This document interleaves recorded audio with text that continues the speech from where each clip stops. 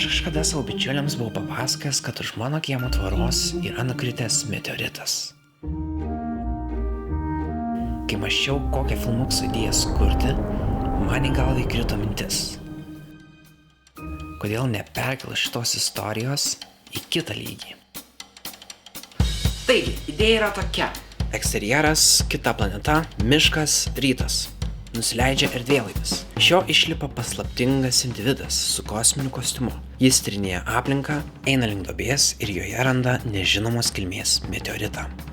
Idėją turime, lokaciją irgi turime. Nes kaip minėjau, ta duobė yra tiesiog už mano tvoros. Kitas dalykas, kurio mums reikės, tai yra meteoritas. Ir kaip jūs supratote, iš tikrųjų tikro meteorito pas mane kieme niekada nebuvo nukritusio. Todėl mums reikės rekvizito. Kadangi mane vadina putplasčių dievu, nes aš turiu begalę daug putplasčio, čia jau kita istorija. Aš nusprendžiau paimti vieną kubą ir iš jo išpjaustyti šiokią tokią meteorito formą.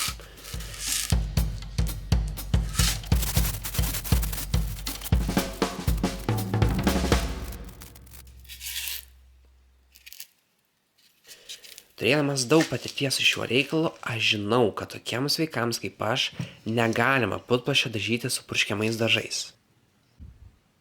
Nes jie yra degus.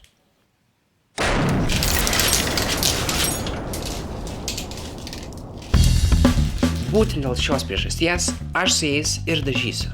O jeigu dar tiksliau, tai todėl, nes šie dažai turi acetono, tolueno, kseleno ir kitų tirpiklių, kurie reaguodami su putplasčiu chemiškai ištirpdo jo polimerinę struktūrą.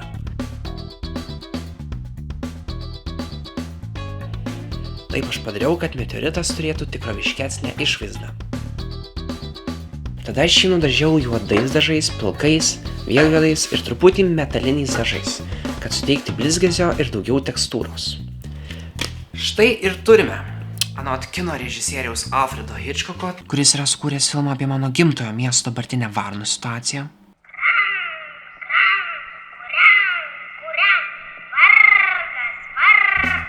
Tai yra vadinama MacGuffinu. Objektu, kuris skatina istoriją judėti į priekį, bet pats objektas iš savęs labai didelės reikšmės neturi. Tada mums reikia kosminio kostiumo. Jis yra sudarytas iš tėčio virinimo šalmo su ant viršaus uždėta lempute, kurią jis užsakė iš trečio pasaulio Azijos šalių. Tada tėčio pirštinės ir tėčio darbiniai batai. Galima pagalvoti, kad mano tėtis astronautas.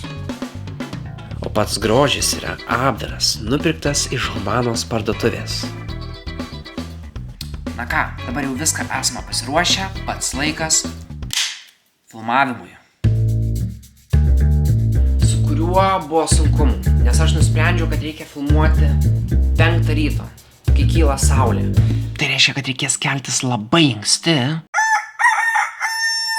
Bet vargais negalais atsikėliau, nufilmavau. Čia mano mama mane užfiksavo pro langą, čia išleidau į atmosferą daugiau dūmų negu mano visi rūkantys bičiuliai per gyvenimą sudėjus. Ir čia mano katinas, netyčia įėjęs į balkoną, kai aš nustatinėjau kamerą. Nuoširdžiai bijojau, kad po filmavimo nebus katino. Po filmavimo smagiausia dalis – montavimas. Reikia sudėlioti kadrus taip, kad jie idealiai sukurtų norimą atmosferą. Porą milisekundžių vieną ar į kitą pusę, jausmas visai kitoks. Montuojant man trūko vieno kadro – erdvėlaivio šešėlio. Todėl į pagalbą reikia pasinaudoti kino magiją. Vizualiais efektais.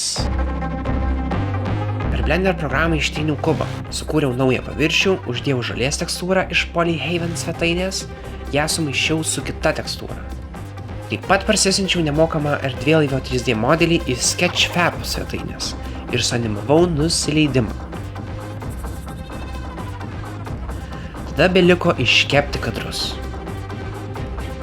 Bet tai nebuvo vienintelis vizualus efektas. Spėkite, kur šitam kadre yra vizualūs efektai.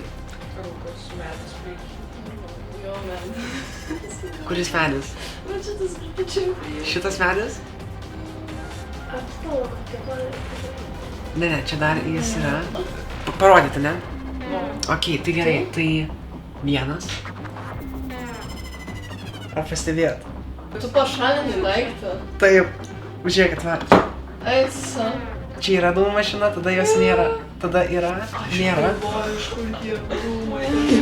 Tada dar vienas yra šiukšlė. Čia buvo šiukšlė.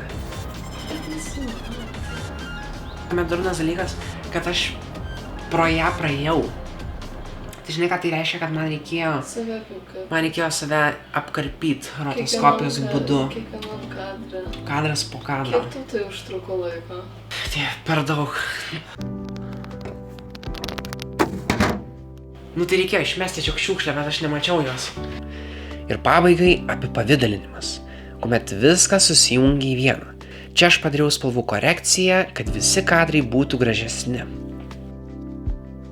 Taip pat imitavau haliacijos efektą. Haliacija tai raudonas oranžinis švytėjimas atsirandantis filmuojant ant kino juostos ties šviesiausiomis kadro vietomis.